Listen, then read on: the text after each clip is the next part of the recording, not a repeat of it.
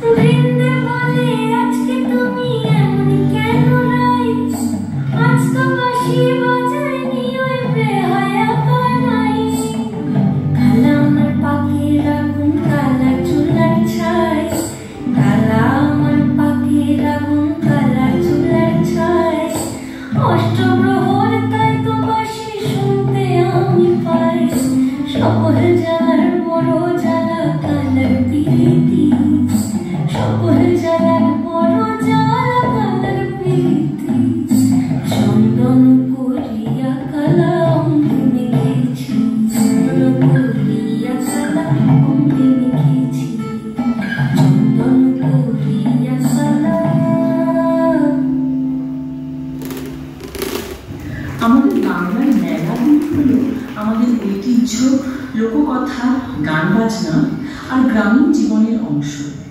উপলক্ষ যাই হোক, বাঙালির আর সব উৎসবের মতোই এই মেলাগুলিরও একটা সার্বজনীন রূপ আছে। এতে ধর্ম, সম্প্রদায়, জাত পাত বা ধনী গরিবের সামাজিক বিভক্তি বাধা হয়ে দাঁড়াতেই পারে না, বরং সকল শ্রেণীর মধ্যে সেতু বন্ধন রচিত হয়।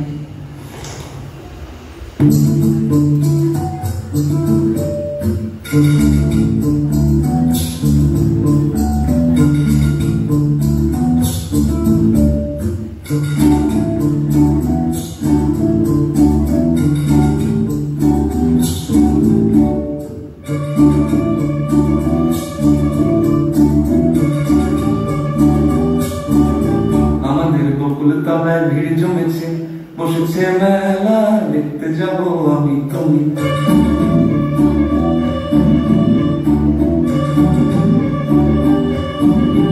আমাদের বকুল তলায় ভিড় জমেছে, বসেছে মেলা, দেখতে যাবো আমি তুমি।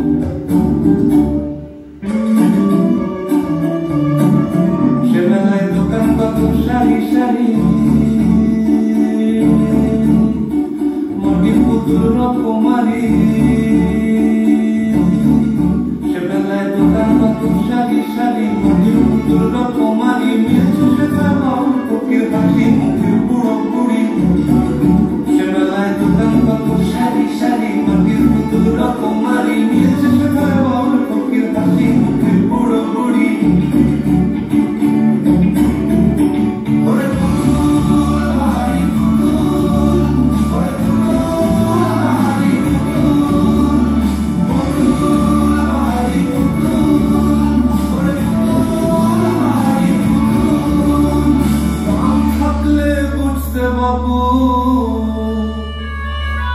মানুষ জাতি খুবা নারী,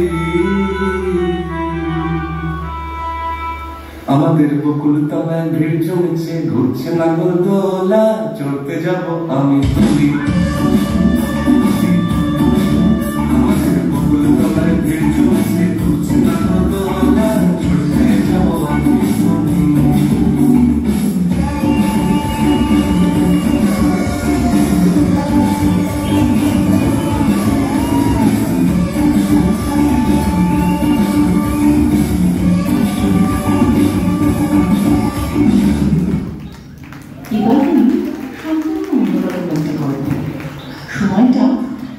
ব্রিটিশ শাসনকাল আসাম যখন ছিল বেঙ্গল প্রেসিডেন্সির অংশ।